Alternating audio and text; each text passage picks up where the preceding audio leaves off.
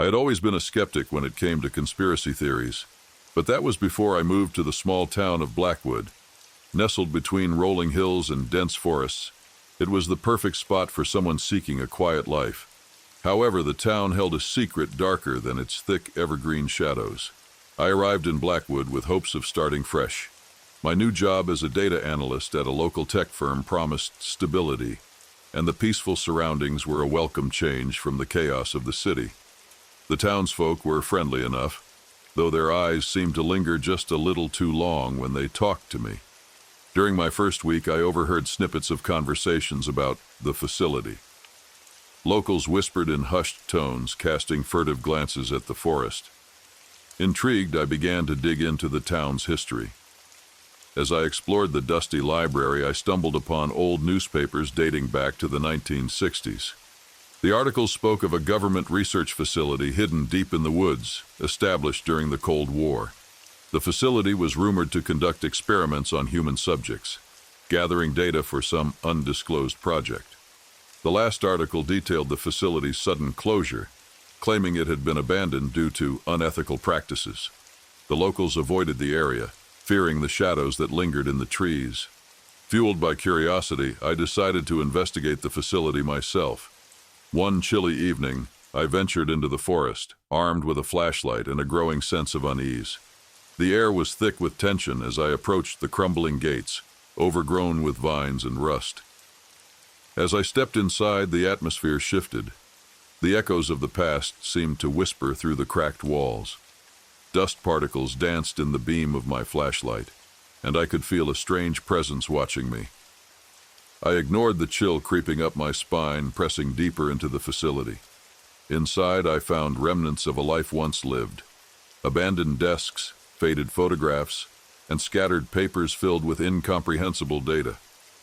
But what struck me most was a series of locked doors, each one marked with ominous labels. Experiment Room 1, Subject Holding Area, Research Lab. Ignoring my better judgment, I picked a lock and entered the first room. It was a sterile environment, stark white walls illuminated by flickering fluorescent lights. In the center lay a rusted operating table, surrounded by strange instruments. I felt an overwhelming sense of dread wash over me. While exploring, I stumbled upon a hidden archive room filled with documents. My heart raced as I skimmed through the files, uncovering details about a project known as Operation Echo. It detailed experiments aimed at manipulating human consciousness, using technology to implant thoughts and control behavior. The last entry sent chills down my spine. It spoke of a subject who had awakened after the experiments and began communicating with the researchers in cryptic ways. The entries concluded abruptly, warning that the subject had escaped into the shadows. Suddenly, I heard footsteps echoing behind me. My heart pounded as I rushed to the door, adrenaline coursing through my veins. Peering through a cracked window, I saw figures dressed in dark suits, their faces obscured. They moved with an eerie precision, scanning the facility as if searching for something or someone. Panic surged through me. I couldn't stay. I had to leave. I sprinted down the hallway, retracing my steps, but the shadows felt alive, whispering my name in hushed tones. I barely made it to the entrance when I heard a voice behind me. "Curious, aren't we?" a voice called, smooth yet menacing. I turned to see one of the suited figures standing in the doorway, blocking my escape. "You shouldn't be here. This place is not meant for outsiders." "What is this place?" I demanded, my voice shaking. "What did you do to the subjects?" He stepped closer, his eyes cold. "We're simply keeping our secrets safe. You have no idea what you've stumbled upon." With adrenaline surging, I pushed past him, bolting into the woods. The moonlight flickered through the trees as I ran, branches snagging at my clothes. I could hear them pursuing me, their footsteps crunching on leaves, their voices echoing through the night. I ran until I reached the edge of town, collapsing against a lamppost. Gasping for breath, I turned back to look at the forest.